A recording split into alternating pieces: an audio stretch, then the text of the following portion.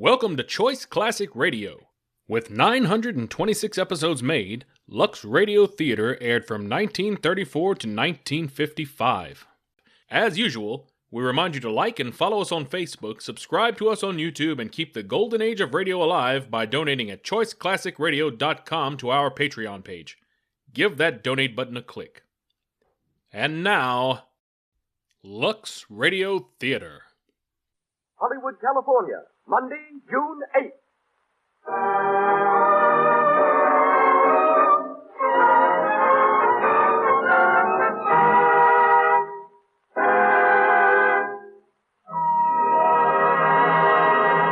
The Lux Radio Theater, presented from its new home on Hollywood Boulevard, Hollywood, California.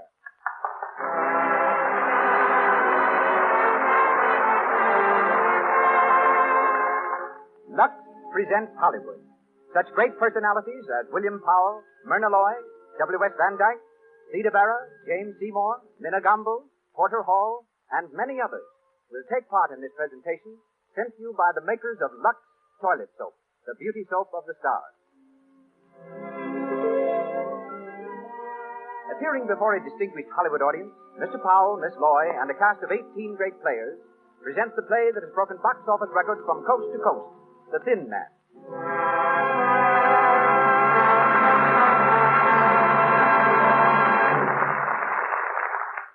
And as producer tonight, we present the director who did The Thin Man on the screen, together with such triumphs as Naughty Marietta, Trader Horn, Rose Marie, I Live My Life, and countless other smash hit pictures. Mr. W.S. Van Dyke.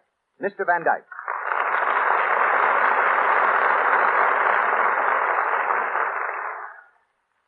Hello, everybody. Well, it's a great scene at the Lux Radio Theater tonight. In our audience, we have Betty Davis, Jimmy and Lucille Gleason, Bob Armstrong, Ole Olson of Olson and Johnson, Stu Irwin, Jimmy Starr, Thanos Communist, Evelyn Venable, Mr. and Mrs. Leon Schlesinger. Maybe it would interest you a little inside information on the show we're doing tonight, The Thin Man, and about William Powell and Myrna Loy, who are going to do it for you. As you know, The Thin Man was a best-selling novel by Dashiell Hammett. Hans Stromberg, down at the studio, MGM, got a hold of it and brought it to me. Woody said, if you'll make this picture, I'll buy the story. Well, I read it, and while it was a good enough mystery story, there was something else about the book that struck me. Here was something new and fresh and very charming. A romance between a man and his wife. It's a story of a couple of kids that understood each other and had a blessed confidence in each other.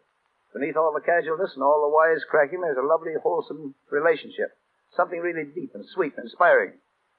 Well, we decided to make the picture. Albert Hackett and Francis Goodrich wrote a swell script. William Powell and Myrna Loy played the parts. And how? They played them beautifully, because Powell was just Powell and Loy was just Loy. Both of them wisecracking all the time and clowning right through the picture. I suppose you know that plenty of motion pictures take from 2 months to a year to shoot. We did The Thin Man in 16 days, retakes and all. Of course, it wasn't a pretentious picture. We didn't make it as one. I hate epics. But it is evident that people liked it. It has been very interesting to study out how they could tell this story on the radio. Bill and Myrna have had a lot of fun getting it ready for you, just as they did making the picture. And from the original story, from the original motion picture cast, we have, and are fortunate in having, Minna Gamble, Porter Hall, William Henry, and Thomas Jackson here tonight. So here we go, with William Powell and Nick Charles, and Myrna Loy as Nora in The Thin Man. Here they come, Bill Powell and Myrna Loy.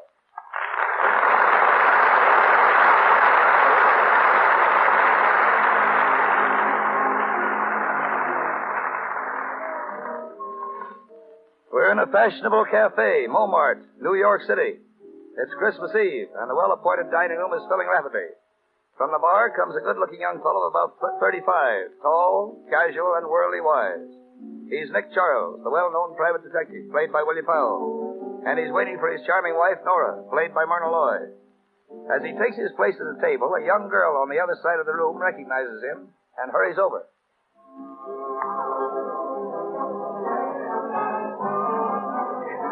I beg your pardon. Aren't you Mr. Nick Charles, the detective? Yes, I'm Nick Charles. I thought I recognized you. My name is Dorothy Wyman. Oh, yes? How do you do? Do you mind if I sit down for a moment? No, but I'm expecting my wife in a few minutes. You don't mind explaining your presence to her? Oh, of course. That's my fiancé over there at the other table. Oh, well, that makes everything all right, doesn't it? Sit down. Thank you. Your name is, Dorothy Winans. I'm Clyde Winans' daughter. Clyde Winans. Oh, yes, of course. Your father was having some trouble about one of his inventions a few years ago. I handled the case for him. I know. That's why I want to speak to you now. Oh. Well, I'm not practicing anymore, Miss Winans. You see, I've retired. Please, Mr. Charles. I need you. Oh. What seems to be the trouble? It's Dad. He went away about 3 months ago, and I haven't heard from him. Not a word. I'm worried sick. Oh, I wouldn't if I were you. After all, he's an inventor. He gets an idea he wants to work on. It's only natural that he should hide away somewhere. He's done it before. Yes, but never for 3 months. Did you see him before he left? No. Mr. Macaulay was the only one he spoke to. Well, Macaulay and Julia Wolfe. She's Dad's secretary. Julia Wolfe. Yes, I believe I've met her. Macaulay is your father's lawyer, isn't he? Yes. His lawyer and his secretary both speak to him before he leaves, but no one knows where he went. He wouldn't tell them. What about your mother? He wouldn't tell her either? No. Mother and Dad aren't... They haven't seen each other for some time. Oh, I see. Well, I don't know just what I can do for you. Why don't you speak to Macaulay? Maybe he's heard from your father and forgotten to let you know. Oh, well, I'll call him now. That's a girl. Let me know how it turns out, will you? Of course. I'll be back in a few minutes. I'll be here. Madam, you can't bring that dog in here. Dogs aren't allowed. I'm sorry, madam. I'll be here, Aster. Aster, come here, boy. Here. Down, boy. But, madam, down. it isn't only your dog. We allowed everyone. Oh, here you are. Aster. Quiet, Aster. Quiet. Slow, Nora. I hear you brought the dog. I didn't bring him. He brought me. I think the doorman's mad, miss. Madam, I'm afraid you'll have to take the dog outside. It's all right, Joe. It's my dog and my wife. You might have mentioned me first. But, Mr. Charles, are you sure that Of course I'm sure. He's well trained. He'll behave himself. nobody might bite someone? No. Only me, Joe. He only bites me. Yes, he's fussy about what he eats. Go ahead, Joe. I'll be responsible for him. Very well, sir. If you say so. There you are, my dear. See what an influential husband you've got? You do stand in with doormen. Mr. Charles. Oh, yes, Dorothy? May I introduce my fiancé, Andy Reed, Mr. Charles? How do you do? How do you do, sir? Any luck, Dorothy? Yes, he's just around the corner. Your father? No, Mr. McCall. We're going to see him now. Oh, fine. Nick? Yes, my dear? Oh, I beg your pardon. Miss Winans, Mr. Reed, my wife. How do you do? I'm sorry we have to rush, but you'll excuse us, Mr. Charles. Of course. We're to Normandy for a couple of weeks. Why don't you drop around? Thanks, we will. Goodbye. Goodbye. Goodbye, sir. Goodbye, Mrs. Charles. Goodbye. Pretty girl. You like blonde? You got type? Only you, darling. Lanky brunettes with wicked jaws. Who is she? Dorothy Winans, daughter of Clyde Winans. I worked on a case for her father. Some nut wanted to kill him. Charming. What's the matter now? Winans disappeared. I was afraid something happened to him. Has anything happened to him? My darling wife. How do I know? Funny, though. That secretary of his ought to know something. Secretaries usually do. Who is she? Julia Wolfe. Smart girl, Julia. I always suspected she had some kind of hold on Winans. That's why he kept her on. Maybe you ought to give her a ring. What for? Oh, just to say hello. Maybe. Want a nickel? No, I've got one. I'll be right back. Hello? I want Skylar, 40962. No, Skylar. That's right, 40962.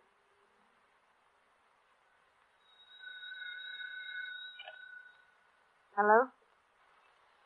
Yes, Julie Wolfe speaking. Who? Oh, hello, Mr. Charles. Yes? What was it you wanted to... Oh, no, I don't. He didn't tell me. Not a word. I'm sorry. That's all right. Goodbye. Morelli. Coming. Well, who was that? Nick Charles. The detective? He wanted to know where Winans was. Oh, yeah? Why? He didn't say. Did anyone see Wynant come here that night? The night you and him had the scrap? I don't know. Oh, no? Well, I guess I'll scram. Wait a minute, Morelli. Where are you going? Oh, taking a little stroll, that's all. If Nick Charles is going to pop up around here, I want to be far away when he does. Ah, don't be a fool, Morelli. Fool, huh? Hey, listen, sister, I got a record 9-inch and to come face to face with no dick. Sit down, Morelli. You need money, don't you? Yeah. What about it? You got some? Plenty. I'm Winan's secretary. Oh, yeah? What do you mean by that? Wouldn't you like to know?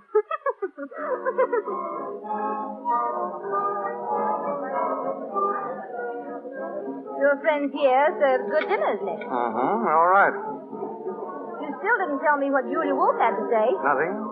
She didn't know where he was, that's all. Finished? Finished. Let's get out. Grab a cab and get back to the hotel. Ready and willing. Where's my purse? Come on, Esther.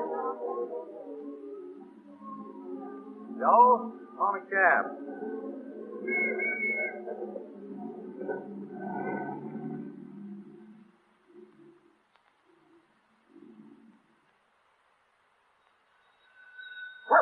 Hello? Hello? Esther, be quiet. Stop it. Hello? Yes? Who is it? Oh, he is. I see. Thank you. Oh, Nick, Yeah? it's Mr. McCauley. He's on his way up. Call him. What do you want? Isn't he Winan's lawyer? Yeah? Maybe he's got some news. Well, he ought... Say, you're worrying an awful lot about this business. Forget it. I'll open it. I'm Mrs. Charles.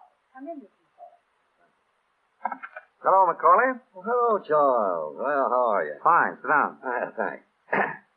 Dorothy told me you were here. I took the liberty of coming to see you. Of course. Charles, what's Mimi up to? Mimi? Oh, Dorothy's mother. Does she have to be up to something? She usually is, trying one way or another to get money out of Wynant.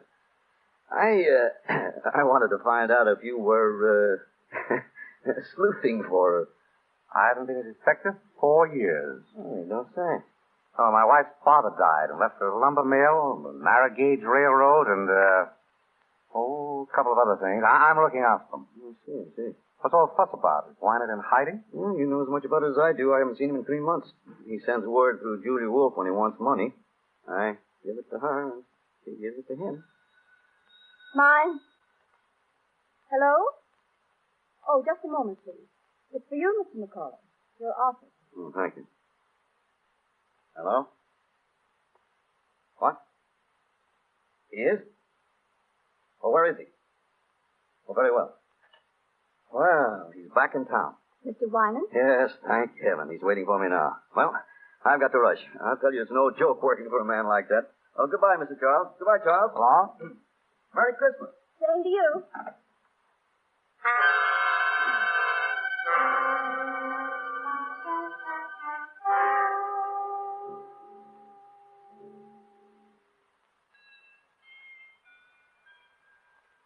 $11:30. Almost Christmas, darling. If that's a hint, you can drop it. You get your present at breakfast, not a minute before. See? You know, Nick, I've been thinking. It's funny the way Winan popped up all of a sudden. Yes. Wasn't it? You think there's anything behind it? Why should there be? Well, I don't know. It just strikes me as being funny, that's all. You're nearer than I am, darling. Hello? Speaking. Oh, hello, Dorothy. What? What? When? Oh, I see. Well, yes, of course I'll be here. What is it, darling? Darling, what is it? Julia Wolf has just been murdered.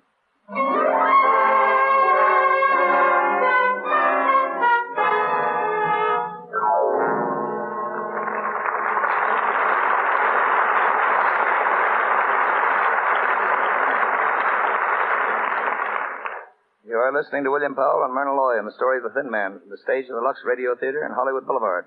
Before we go on with the story of Nick and Nora, we want to take you on a quick tour of Hollywood.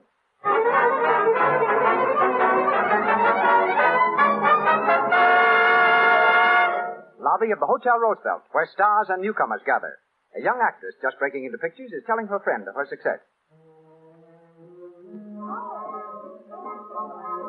Well, there's one thing. I've got one of the best managers in Hollywood, and that means a lot. Oh, but the rules he's laid down for me.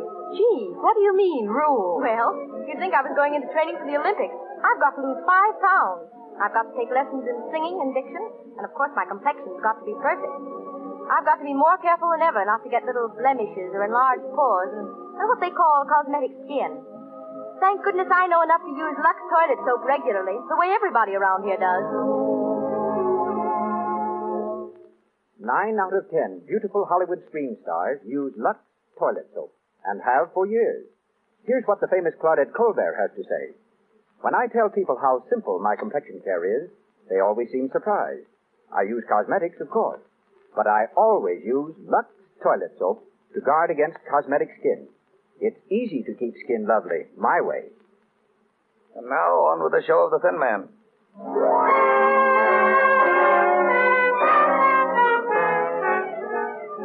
An hour has gone by since Nick heard about the murder of Julia Wolfe. In the living room of their suite at the hotel, Nick and Nora are listening to the radio.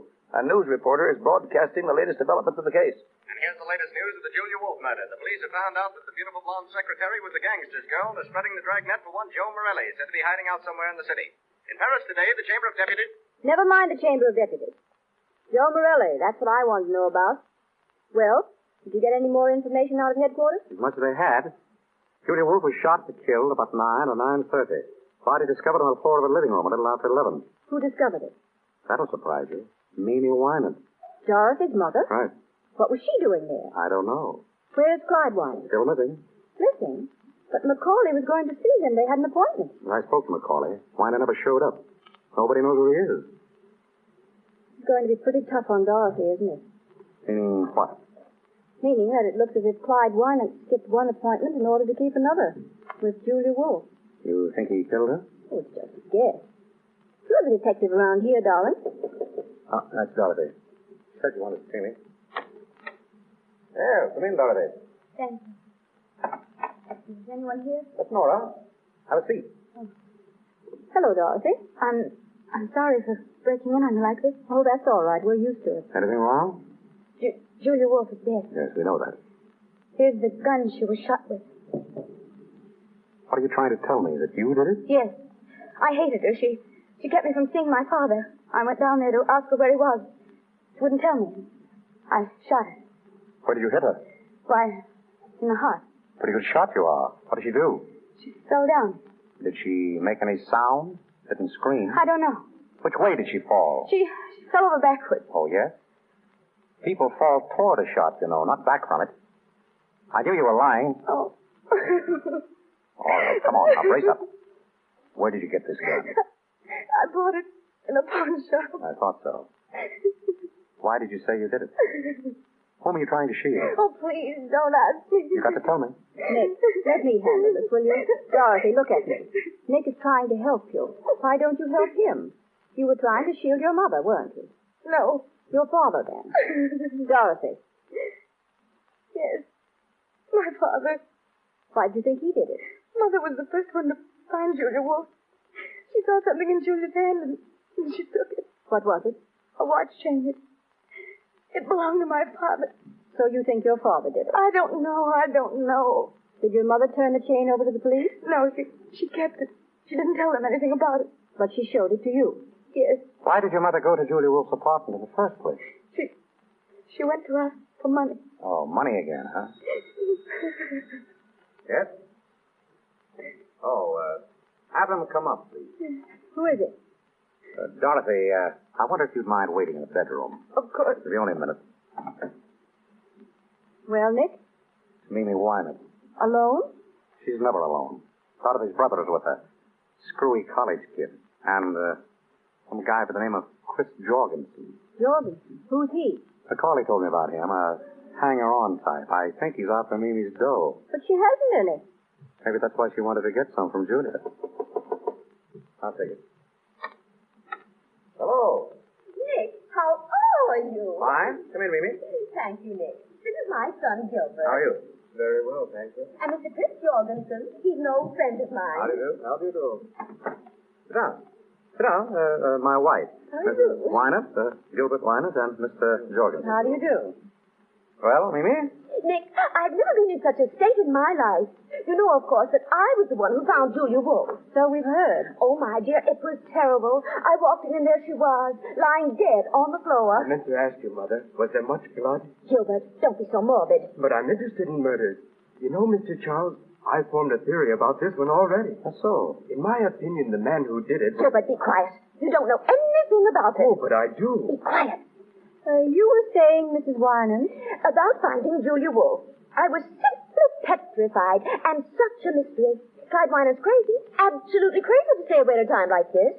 No wonder the police think he had something to do with it. What do you think? Oh, I know he didn't, but I wish I could find him. I have something very important to tell him. Macaulay won't help at all. He thinks I just want money. Well, don't you? Oh, Nick, you're always teasing. Mrs. Wyman, were you alone when you found Julia Wolf? Why, of course I was. Wasn't Mr. Jorgensen with you? I? Certainly not. I don't know anything about it. The first word I had that Julia Wolf was dead was when Mrs. Wyman called me at my club. Oh, she called you? Yes. Why? I beg your pardon. Oh, let's not even talk about it. The thing to do is to find Clyde, and that's what I've come to you for, Nick. You will help me find him, won't you? I'm afraid I can't, Mimi. Oh, Nick, please. Now, Mimi, there are 1,000 detectives in New York. Hire one of them. But Clyde knows you. All you have to do is to get in touch with him and tell him that Mimi says everything is all right, but that I've got to see him. I tell you again, I don't want any part of it. Is that final? Final?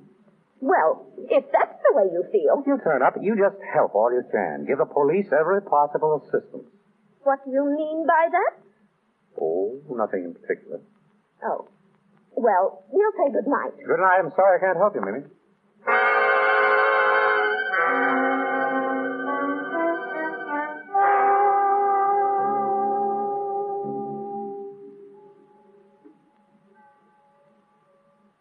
Hello. Is this the Normandy Hotel? I want to speak to Mr. Charles. Yeah, Nick Charles. Hello, Mr. Charles? Say, I'm sorry I woke you up. But, Mr. Charles, I'd like to lay a proposition before you. It's about the murder of Julia Wolf. Well, what's the difference who I am? Oh, wait a minute. All right. Wait a minute. Don't hang up. I'll tell you who I am. But you got to keep it under your hat. I'm Al Nunheim. Yeah, Nunheim. Now listen, I know who murdered Julia Wolf, see? Sure I do. And I'll spill it to you for $5,000. I'll tell you how I know. Because I was outside of her apartment when she was shot. And I saw the one who did it. And I'll spill it to you when I get... Hey, wait a minute. Hey, I can't talk now. I'll call you again. Hello? Hello? Hello, you still there? Hello? Well, what the... Now what's on? I don't know. Some crank, I guess. He hung up. And you better get back to bed and get some sleep.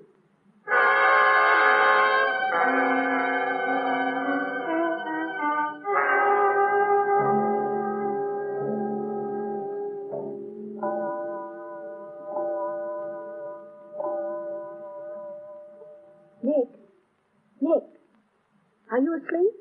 Yes. Good. I want to talk to you. That's jolly. Don't you think you'd like to go back to detecting once in a while just for the fun of it? Can't you get to sleep? No. Everybody says you were a grand detective. They're kidding you. I'd like to see you work. Tomorrow I'll buy you a whole lot of detective stories. Oh, that poor girl's in an awful spot. There's nothing I can do to help her. She thinks you can. It wouldn't hurt you to find out if you could, would it? Darling, my guess is that Wynant killed Julia and Dorothy knows it. And the police will catch him without my help. Now, please put out the light. I'm tired. Oh, all right. So I'm mad at you. Mm-hmm. Hey, Mm-hmm. did you hear a knock? Mm-hmm. Shut up, Astor. You want to answer it, Nick? Oh, good Lord. All right, stay in bed. I'll do it myself. Well? Mr. Charles here. Yes? I gotta talk to him right away. What about? What's going on? What's going on? There's someone to see you, Nick. That's great. I was afraid I'd have to go to sleep. Come in. Yeah. How about a chair, Mr. Stay where you are, both of you. I got you covered, so don't move. A stick-up. No, it ain't a stick-up. I gotta talk to you, Mr. Charles. I want you to tell me something, and I want you to give it to me straight. You get me? Do you mind putting that gun down? My wife doesn't care, but I'm a very nervous person. Thank you. All right, shoot. What's on your mind? You don't need to tell me you're tough. I heard about you. I'm Joe Morelli. I've never heard about you. I didn't bump off Julia. All right, you didn't. I haven't seen her in 3 months. We were all washed up. Why tell me? I wouldn't have any reason to hurt her. She was always on the up and up with me. But that dirty little rat, Nunheim, well, he got sore because she liked me and hated him. So he put the finger on me. That's all very swell, brother, only you're peddling your fish in the wrong market. I've had nothing to do with it. Now, listen. The boys used to say that you were okay, a square guy. Now, that's why I'm here. What's the law doing to me? Do they think I did it? Or is it just something else to pin on me? I'd tell you if I knew, but I'm not in on this. Ask the police. Now, that'd be very smart. The boys would love to have me come in and ask questions. They'd like it right down to the end of their blackjacks. Now, I came to you on the level. The boys say you're on the level. Be on the level. I'm on the level. If I knew anything, I'd... Who's that? I don't know. This is your party. Open up. Open up. This is the police. The police? Dirty two-timer. Look out, North. Oh! Give me that gun. You rat, I'll show you. Drop that gun. Drop it. You'll double cross me, will you? Come on, drop it. Give it to me. Give me the gun. Grab it. Grab it. Let me go. Let me go, I said. I'll take that gun. Thanks, officer. You almost had me. Get some water, Joe. Nora. Are you all right? Nora. I'm Inspector Gill of the Homicide Squad. You're in a good place, Inspector. Who's that woman on the floor? My wife. This guy shoot her? No, he tried to shoot me. I socked her on the jaw to get her out of the line of fire. I guess I hit her too hard. Nora. Oh. Look at me, Nora. Are you all right, darling? Oh. You darn fool. You didn't have to knock me out. I knew you'd take him, but I wanted to see you do it. She's all right. Okay, Slattering. Take Morelli downstairs. Come on. Don't push. I said don't. How'd you people have to pop in, Inspector? We hear this is getting to be a sort of a meeting place for the Wyman family. So we figured we'd stick around in case the old man himself shows up. Then we seen Morelli sneak in, and we decided to come up. And it was pretty lucky for you, too. Yeah. Morelli a friend of yours? I never saw him before. What's he want of you? Wanted to tell me he didn't kill Julia Wolf. What's that to you? Nothing. What did he think it was to you? Ask him. I don't know. I'm asking you. Keep on asking. Oh, so you're going to keep mum, huh? All right, Mr. Charles. I won't bother you tonight, but I'll be in tomorrow morning, and I'll have plenty of things to ask. Good night. Thank you, Inspector Gill. Next time you come, try to stay longer.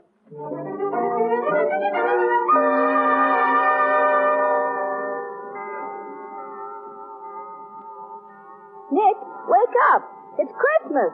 Oh, yeah? Look, here's a telegram for you. It just came. Open it, will you? Probably a touch from somebody. Well, Nick, what is it? it's from Clyde Winans. Listen. Will you take charge of investigation on Julia Wolf murder? Communicate with Herbert McCauley. Clyde Winans. Where's it from? Philadelphia. Then he didn't do it, did he, Nick? I don't know. Communicate with Macaulay, huh? All right, we'll ask him up here this morning.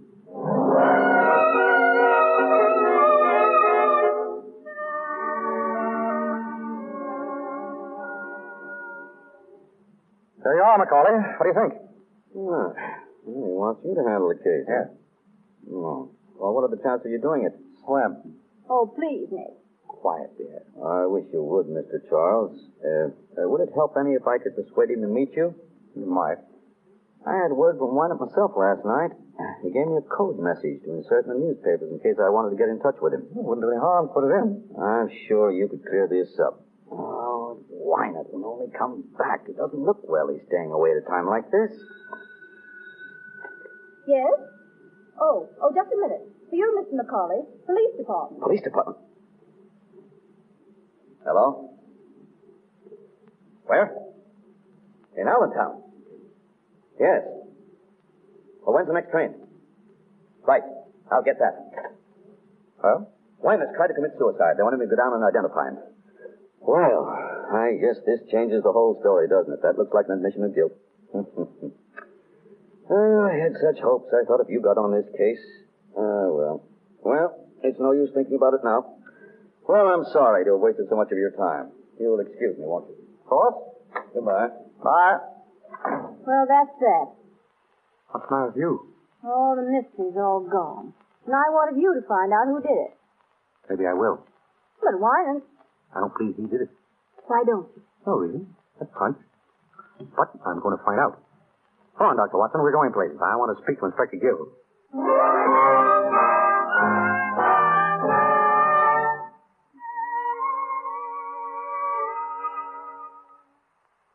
Man to man, Mr. Charles. Are you working on this case? Man to man, Inspector Gill, I'm not. But he's interested. I don't mind telling you, I'd rather have you in on the right side. You mean not on Winant's side? I'd rather have you working with us than against us. So would I. It's a bargain, then. Do you know about the case? I read the paper. What about the suicide? Oh, that's a phony. The men didn't even have to go down. I thought it might be. From now on, they're going to think that every thin man over 6 feet with white hair is Winant. Do you think that Wynant did it? Looks like he planned something. He shut up his apartment and his shop. But there's nothing yet to clinch it. Except they'll get you 100 that Winant didn't do it. Who's your candidate? I haven't got that far yet. I don't think that everything points to Winant. What about the alibis? They're all okay. Mrs. Winant, the boy, Dorothy, Macaulay, even Morelli. What about Jorgens? Huh? Oh, I'll check on that. Well, I'm afraid this is kind of dull for you, Mrs. Charles. Dull. I'm sitting on the edge of my chair. Frankly, I'm stunned. I don't know what to do next. What about you, Charles? Me? No, but I've got a hunch. What is it? I got a call last night. I thought it was from a crank, but I changed my mind. Whoever it was knew something, and I've got a feeling I'll hear from him again.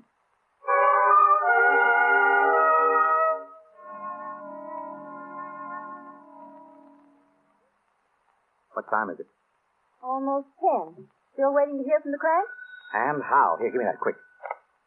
Hello? Yes? Yes? This is Nick Charles? Who? Can't hear you. I said I can't hear you. Have to speak louder.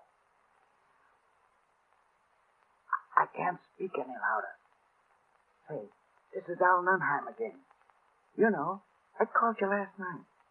Hey, listen. Are you still interested in that proposition? Yeah, huh? All right, then. Now, here's the dope. And get this straight. The man who killed Julia Wolf...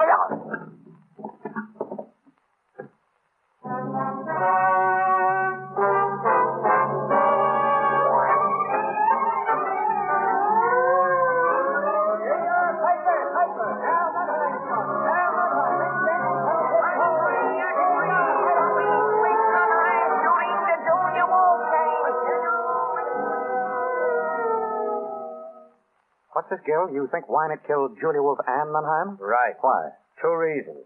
First off, Mimi Winant came across with a watch chain. She plucked off Julia's body. Oh, she did, huh? It belonged to Clyde Winant. Yeah. What's the second reason? A pip. The bullet that killed Nunheim came from the same gun. That's all right, Inspector. All right, it's perfect. Clyde Winant is guilty of both those murders. Maybe. What? Except he'll still get you 100. I say Winant's innocent. You can say what you want, but I'm spreading a dragnet for that guy over every town in these United States. And I'll get him, too.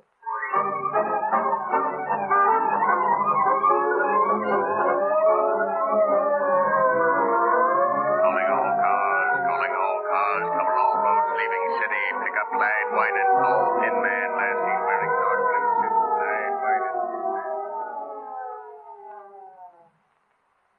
You think they'll find him, Nick? He must be in New York. Probably is. Oh, it's getting me down. I saw Dorothy today. Yeah? What? She's broken off her engagement. What for? Oh, don't ask me. She was a little hysterical. Something about not wanting to ruin her fiancé's life. Daughter of a murderer and all that. Oh, poor kid. Well, see you later, darling. Where do you think you're going? I'm going to take out for a walk. He's just been for a walk. We're going sightseeing, aren't we, Esther? Nick, what are you up to? I've got a hunch. I'm going down to look at Winant's shop. I want to find out why it's closed. Well, why shouldn't he close it? You went away. He went away lots of times when I knew him, but he never closed his shop. I've got a hunch something's up. You mean he might be hiding there? I don't know, but this thing's got my goat. I've got to find out. Nick, I won't have you going down there at this hour of the night. He's a crazy man. He might kill you. He'll be all right. I've got Asta to protect me. All right, go on. Go on. See if I care. But it's a dirty trick bringing me all the way to New York just to make me a widow. You wouldn't be a widow long. You bet I wouldn't. Not with all your money. You dog. Goodbye, darling. Nicky, take care of yourself, won't you? Sure I will. Don't say it that way. Say it as if you meant it. Why, I believe the little woman cares. I don't care. I'm just used to you, that's all. Sure. So long, darling. Come on, Esther. Go on, go on. Bye. Call me, darling, please. I'll be waiting to hear from you. After, if you let anything happen to him, you'll never wag that tail again.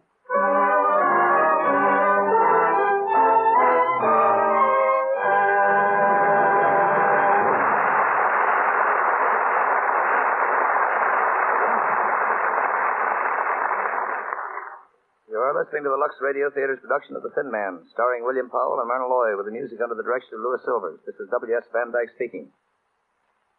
We have here tonight the man who wrote the great picture, Lawyer Man, for Bill Powell here.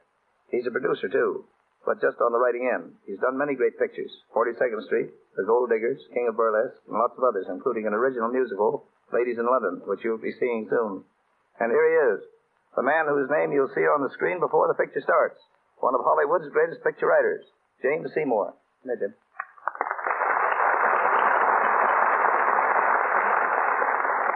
Thanks, Woody. I've been a movie writer for 10 years. That's the first kind word anybody has said to me. Listen, Jim. The average person thinks a movie writer is a fellow that sits by himself at a typewriter, hammers out a lot of dialogue, and hands it in. Would you like to correct that impression? I certainly would. Nobody works alone and by himself to make a picture. It's a matter of constant cooperation between producer, director, technician, actors, and the writers. Some of the best story ideas come out of the conferences. Jim, how many writers would you say there are on an average picture? Plenty. Believe it or not, I've seen pictures where there were more writers than actors. If all the people who contributed to the story got screen credit, it would look like a page from the telephone directory. You've written on both the stage and screen, Jim. Tell the folks how they're different. Well, pictures have less talk, but they tell more in less time. Like concentrated foods, all the good and none of the waste. In the theater, everything must be brought to the audience. On the screen, you take your audience wherever the camera can go. And here's another important point that comes right back to your Lux Radio Theater. On the stage, the star just enters. But on the screen, she's introduced with a big close-up. A picture of the star's face many times larger than life-size. Every time a movie star's complexion is mentioned in this Lux Radio Theater, I think of those close-ups. Those stars just have to be beautiful. And they found that Lux Toilet Soap helps them look their best. Producers know it, too. And that's why it's the official soap in all the great studios in Hollywood. Right, Woody? Right on the nose, Jim. Thanks for coming over. Thanks for asking me. Good night. Good night, Jim.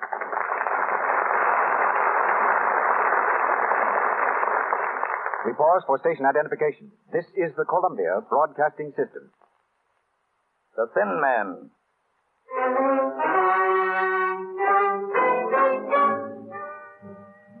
Nick is on his way to Clyde Winans' deserted laboratory. In a dark and desolate section of the city, his cab veers sharply around the corner and pulls up in front of a gloomy, old, rickety building. Say, mister, are you sure this is the place you wanted? Looks like it. Come on, Esther, jump. How much owe you? $1.20. Or do you want me to wait? No, never mind. Oh, that's good. You know, this ain't no neighborhood to be in at 2 o'clock in the morning. I want to get out of here. There you are. Thanks. So long. Come on, Esther. Come on, what's up with you?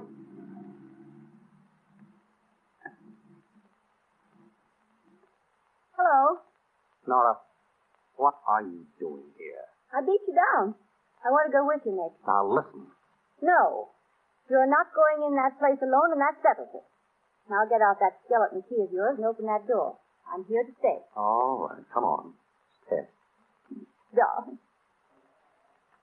Nice neighborhood Winans picked out for his laboratory. I can almost hear the chains rattling. Do you believe in ghosts, Nicky? There we are. Come in. Quiet. Nick, it's dark in here. I've got a flashlight. We'll close the door.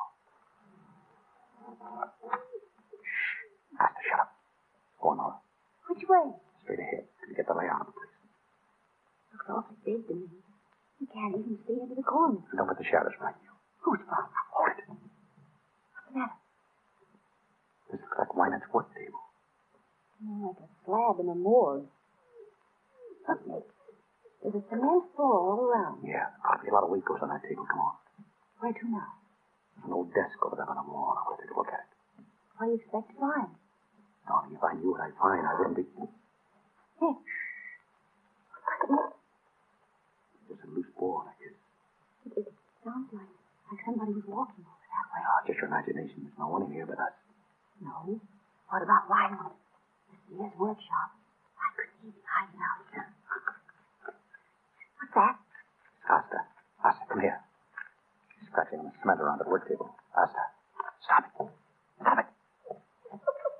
Did you hear what I said, Asta? Nick, look at him. He's after something. I've seen him scratch the ground like that when he was looking for... Asta. Asta. Nora, look. Look at this. New cement. Listen. Nick. It's hollow. I wonder if I could find something to dig it up. There's an iron bar on the table. I just saw it. Here it is. Ah, good. Now, if I just knock a hole in that cement, we'll find out what's under there. Oh, Nick, I'm scared. Asta, quiet. You just keep away, Nora. Asta, come here. Once more. Look. There she goes. I'm through the cement. Nick. Asta, get away from there. Get away. Nick, what is it? What's he after? We must get Inspector Gill here. What's under there? A body. Must have been there for weeks. Oh, yes.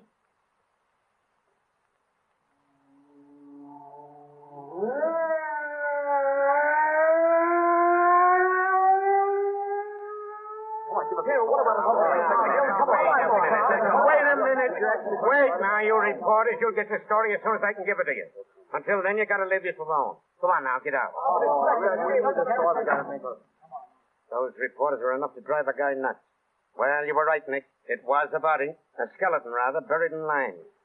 I wonder what Wynant had against this one. Did you find any clothes? Yeah, but no identification on them. Just a silver belt buckle with the initials DWR. DWR. Who was that? I got a good idea. That case you worked on, the guy who threatened to kill Wynant. What was his name? Oh, Rosewater. Yeah, Rosewater. He said Wynant tried to steal an invention, didn't he? Yes, but we figured it was just blackmail. Just the same, Wynant wouldn't mind having him out of the way, would he? And according to the doc, the body's been there at least a couple of months. That's just about the time Wynant closed the shop. Right. Did you put the skeleton under the fluoroscope yet? Half an hour ago, we found the bullet he was killed with, and something in the leg bone. An old piece of shrapnel. Shrapnel? Yeah. Why? Shrapnel in the leg bone. He probably limped. What do you mean? Oh, nothing. Well, so long, Inspector. I'm going to pick up my wife, take her home. It's been a long night. So long. Give her my best, will you? Right.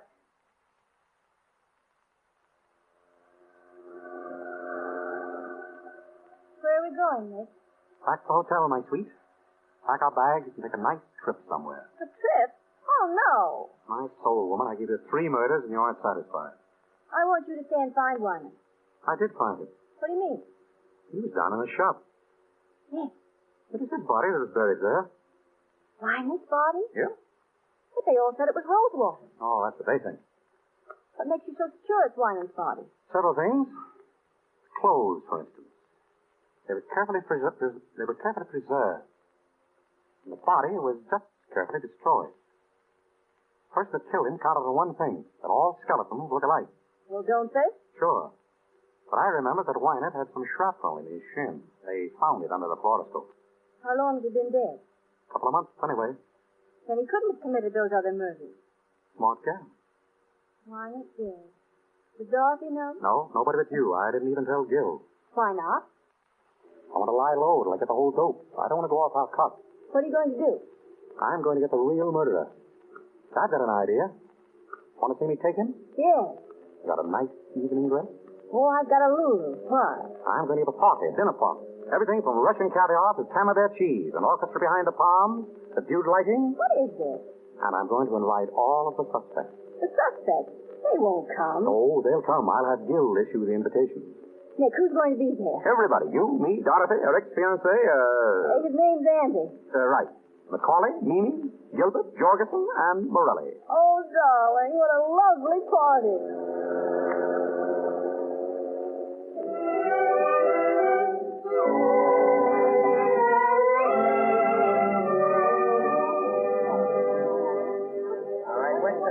Good evening, everybody.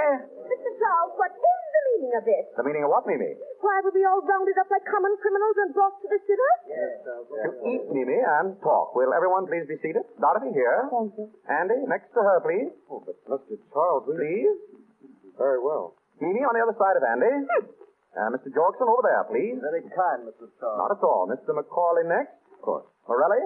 What? Right where you are. Now, say, listen. Sit down. And Gilbert, you can sit just opposite Mama. Mr. Charles, I have a theory. We'll listen to it later. Inspector Guild, you and your men will stand by the door, please. Sure. Fine. Now, Nora, if you'll sit here by me. Delighted, Mr. Charles. Pleasure, Mrs. Charles. Now, we're all ready to begin. Will you please pass the celery, Mrs. Weiner? No, I will not. I demand to know why we are here. Before dinner? All right. I've got some important news. I've seen Wynant. Certainly, I mean it. That's nothing. I saw him myself. Yes, Mimi? When? Last night. He came to see me in my apartment. Oh, did he? What did he say? He didn't say very much. He wanted to know how I was and how the children were. I'm afraid you're lying, Mimi. You see, I really did see Wynant last night. Are you kidding? No, Why didn't you tell me? Why didn't you hold him? because I found out for certain that he didn't commit the murders. You know that, but that's Now, wait a ridiculous. minute. Let him have his say. Thank you. Morelli, you knew Julia. Was she jipping Wynant? Taking dough on the sly? Well, she don't say she is, but I figure she is, yeah. Thank you. Now I'll tell you why I know Wynant didn't commit those murders. 3 months ago, Wynant found out that Julia was cheating him and was splitting with some man. He went to find the man, and he did. That man was desperate. He knew that he was caught dead to rights. And at prison, staring him in the face, he took the only way out. He killed Wynant. Oh, Terrible to tell you this way, Dorothy, but your father's dead. dead, He's been dead for 3 months. dead. Oh. Oh, darling, don't cry. Oh. I know it's terrible, but isn't it really better this way? Oh, Andy. Andy. You'd better take her home, Andy. Yes, of course. Come on, darling. Let them out, Inspector. Oh, open up. Oh, don't cry, darling, please. It'll be all right now. Oh, this is absurd. How can Clyde be dead? You said yourself you saw him last night. So I did. I saw him lying buried in his shop. You mean that body? Was Wynant. Perfectly absurd. And the murderer is right here in this room tonight. He's sitting at this table. Huh? Who is it? I don't know. But I thought if we all had a little get-together, we might be able to find out. I'll tell you as much as I know. This murderer is a very clever man. He planned the whole thing beautifully. After he killed Wynant, he wired Macaulay, using Wynant's name, and told him to shut up the shop. Then he took Wynant's body and buried it in the shop with another man's clothes to throw us off the track. He even put a belt buckle with an R on it, hoping that we'd think it was Rosewater, an old enemy of Wynant's who dropped out of sight years ago. Morelli. Yeah? Would you mind holding your knife the other way? You're worrying Gilbert. Oh, I see. Nick, if that knife is missing, I'll look for it in your back. I'll help you look. Well, after our hero had killed Wynant, he got a brilliant idea. He realized that he and Julia could still collect money. Wynant was supposed to be on a trip. No one knew where. So our dinner guests wrote letters to Macaulay, signing Wynant's name, so that Macaulay would continue to send the money to Julia. He even telephoned Macaulay. Do you remember Macaulay? The first day that you came to see me. He telephoned that he was in town. Well, it must have been Wynant. I should have known if it weren't his voice. Oh, he was clever about that. He called when you were out. Now, that same afternoon, Julia telephoned him. She said that you were coming, Mimi, to ask about Wynant. He got terrified. He was afraid that Julia would break down and tell. So he went to Julia and killed her. And left Wynant's watch chain in her hand. Maybe, what is the story about that? If I ever get... I don't know. Guy that did that to Julia, It makes sense. I hope you're well. Quiet, please. His plan was still working beautifully. The only hitch was a man named Nunheim who had found out something. So our hero bumped him off, too. But our hero overlooked just one item. The telegrams, wires, and telephones were all very well, but no one had seen Wynant. So the murderer picked on poor Mimi here to strengthen his case. Mimi is the only one at this table who can tell us who the real murderer is. Mimi? Who was it? Told you to say you'd seen Wynant. Nobody told me. I did see him. What did he pay you, Mimi, to stick to that story? It isn't a story. It's true. I did see Wynant. He's not dead. You're lying, Mimi. But then you'd do anything for money. You're getting a good price for saying you saw Wynant. I'm not going to stay here and be insulted. Sit down. You're getting a good price, Mimi. But don't forget this. 2 other people were in with him on this deal. Julia and Nunheim. When he thought they might spill something, he bumped them off. You ought to know darn well that he's not going to take any chances on you. What do you want to do, be next on his list? No. Then who is he? Who paid you that money? Macaulay. Macaulay, you dirty little... I think that'll hold him. Oh, boy, what a wallet. Hey, nice work, Mr. Charles. There's your man, Inspector. Mr. Macaulay. I can't believe it. What do you want me to do, wrap him up in cellophane? Pick him up and get him out of here. Come on, boys. Grab him. Let me get a handle. Yes, you took him. I knew you would. Yeah, another case like this, now I've been a prize fighter. Oh, Nicky, you're grand. You're glorious. I bet you say that to all the boys.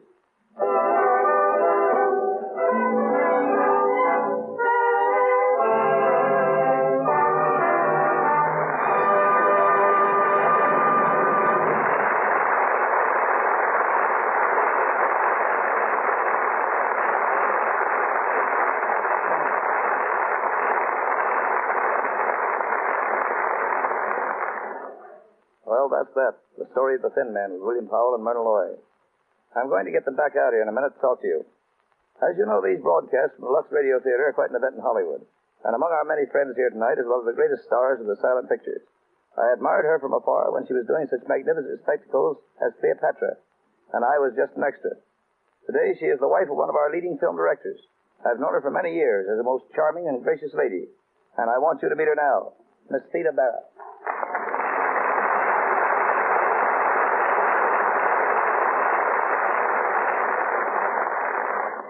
Thank you, Woody.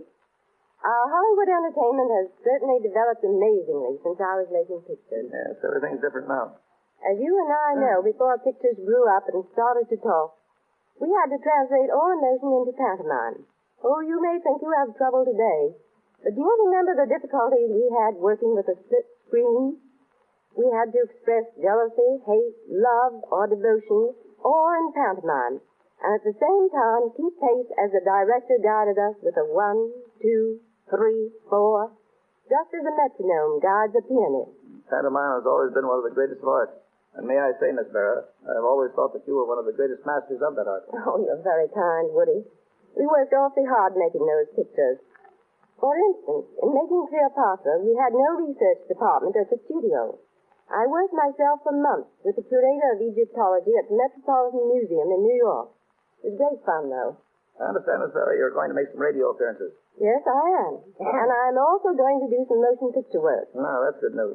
I'm considering an offer now, running through scripts and ideas. Oh, I just hope everyone will be as happy about another Theda Bara picture as I am. The public has been very good to me in the past. And I know they'll be awfully glad to see you again. I'm sure it'll be a great thrill not only seeing you, but hearing your voice. Thanks, Miss Bara, for joining us tonight. I'm glad I could. Good night.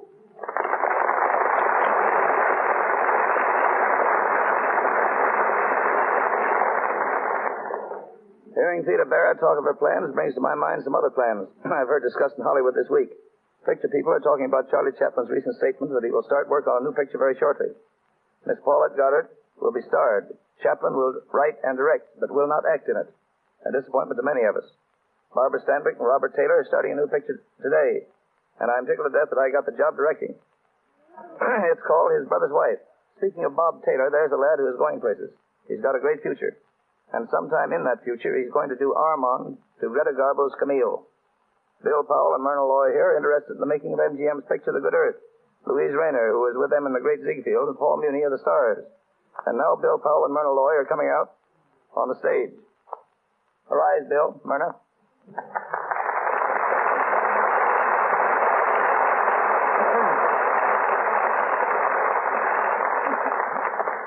Kids, you did a great show. You're really marvelous.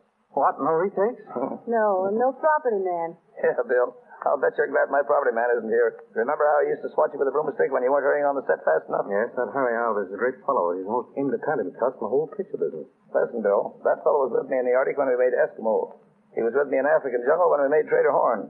And after a man has handled crocodiles, sharks, pythons, and polar bears, you can't expect him to be afraid of a mere actor. Yeah, there's only one thing I can never understand about that picture, Eskimo, Woody. How did they tell you from the polar bears? He wore rubbers. I wore a hat. It must be pretty tough, Woody, when you have to plow through swamps, jungles, tropics, and the Arctic. I suppose when you call up and say you're going on location, your wife says, oh, yes, location. Do you want the snowshoes or the snakebite medicine? Unfortunately, she doesn't say that.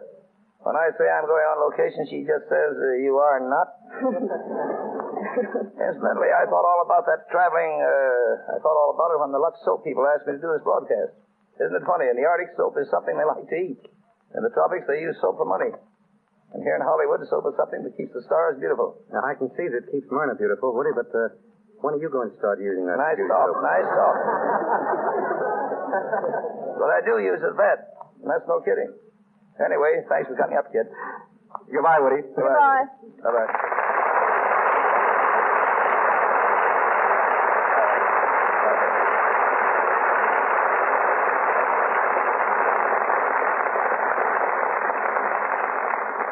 Before I tell you about next week's show, I'm going to ask our announcer, Mr. Ruick, to tell you more about the cast and about Hollywood studios who are cooperating with us.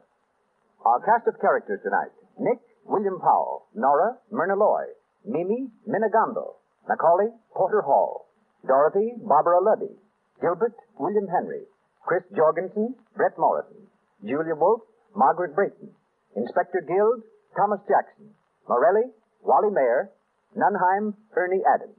Our director, W.S. Van Dyke, and our stars, William Powell and Myrna Loy, appeared through courtesy of Metro Goldwyn Mayer, as did Mr. William Hendricks, and Porter Hall through the courtesy of Paramount. The musical director of this program, Mr. Louis Silvers, appears through the kindness of 20th Century Fox. And now, here is your producer, Mr. W.S. Van Dyke. Thanks to all of you in the cast. You did a swell job. Next week, ladies and gentlemen, the Lux Radio Theater is going to have a great show for you, and believe me, Al Jolson and Ruby Keeler are going to be here to appear in Burlesque. It was a smash hit on Broadway and then a great moving picture, and now it's going to make a marvelous radio vehicle for Al Jolson and Ruby Keeler. I think you'll like it.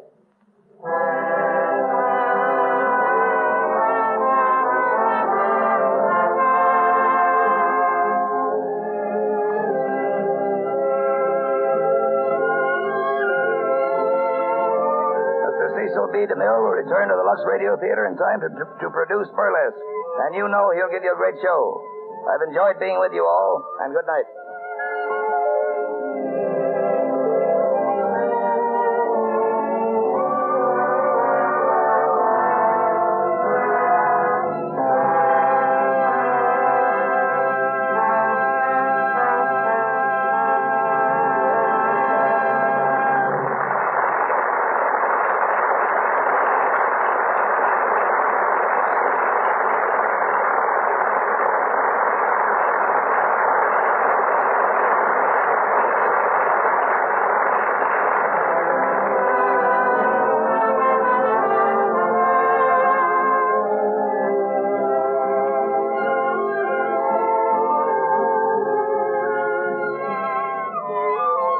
This is the Columbia Broadcasting System.